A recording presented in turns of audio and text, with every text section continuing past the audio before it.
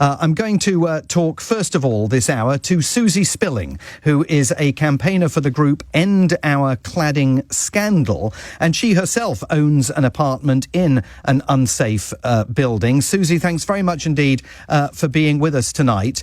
Are you surprised by the events of today? No, not really. Although obviously we appreciate it was such a dreadful nightmare for everyone impacted today. And obviously our thoughts go out to them, and we're so thankful that all the residents managed to get out, although obviously there were a couple of people quite seriously injured.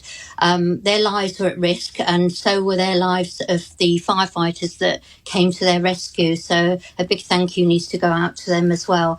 But yeah, we're not surprised. We've been dreadfully worried that since the Grenfell disaster, as I said, 7 years ago, that it's been a dreadfully slow situation of remediation.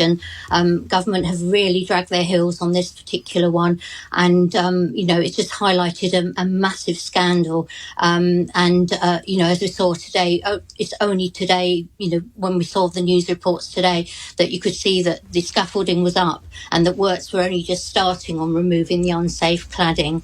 It's just fire waits for no one, and this has gone on for far too long, and we were dreading this moment when obviously this situation has arisen as it's done today, and various other fires that have happened since the 7 years since Grenfell. And Suzy, we should be clear that obviously the investigation into this blaze today is only just getting underway, so we don't know the details of the extent to which cladding may have contributed. But give me a sense more broadly, how big is this problem? How many people across the country, how many buildings, how many homes are waiting still for cladding to be addressed? Sure, absolutely. Well, the government estimates that we've got, and they are really estimates because surveys are still being done as we speak. It's a very slow process. Currently around about 11,000 buildings that need remediation, and that's only buildings over 11 metres.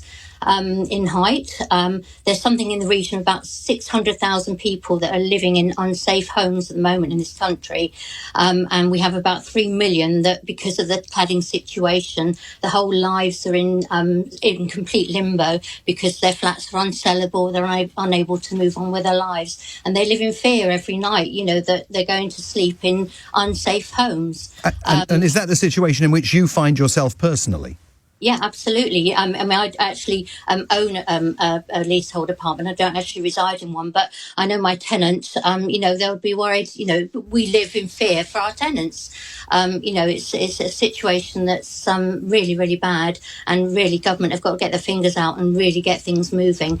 The pace at the moment, only about 29% of works have currently been completed.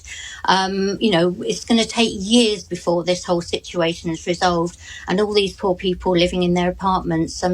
It's an absolute misery for them at the moment. Now, the last government, of course, said that it was doing something about all of this. I saw that in July of 2023, then Housing Secretary Michael Gove announced the opening of the Cladding Safety Scheme and said that costs associated with removing dangerous cladding from mid-rise buildings would be covered by government funding, shielding leaseholders from costs in situations where the responsible developer cannot be made to pay. There was talk of all sorts of money being made available, £5.1 billion to finance the cladding safety scheme. What's happened to that? Yeah, sure. That is true. There are the various schemes. We have the Building Safety Fund, and we also have the CSS Fund, which covers the cost of cladding. But as in my own personal situation and many, many others, it's not just cladding that's of an issue. It's the fact that unscrupulous developers have often cut corners for the sake of profit, not put in things like compartmentalisation and fire breaks and the such like. And this is where additional costs will still need to be paid. Majority of leaseholders will get this funded through maybe developers that are lucky enough to still have developers, which unfortunately is not my situation.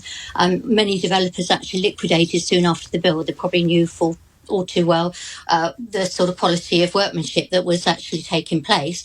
But obviously there are developers that are being forced to pay with the different schemes that the government have set up under Mr Gove, but also there are freeholders which they have a wealth test, and if they fall within the wealth test, they do have to help contribute. But there are many leaseholders that are deemed what we refer to as unqualified and will get no help for these additional life critical works that need to be done to make their buildings safe.